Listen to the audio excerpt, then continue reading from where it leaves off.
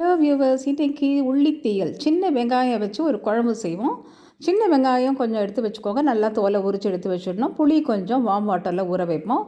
6 வரமிளகா, 2 table spoon அளவுக்கு தனியாக வேற, கொஞ்சம் வெந்தயம், 1 கப்பு தேங்காய் துருவல், கொஞ்சம் தேங்காய் எண்ணெய் விட்டு இது மிளகாய் தனியாலாம் வறுக்கணும். இது நல்லா வறுப்பட்ட பிறகு தேங்காயும் சேர்த்து நல்ல பொன்னிறமாக ஆற வரைக்கும் வறுக்கணும். அதுதான் மெயின். தட்டில் கொட்டி வச்சுடுங்க, ஆறட்டும். இதை மிக்ஸி ஜாரில் போட்டு நல்லா ஃபைன் பேஸ்ட்டாக அரைச்சி எடுத்து வச்சுக்கணும்.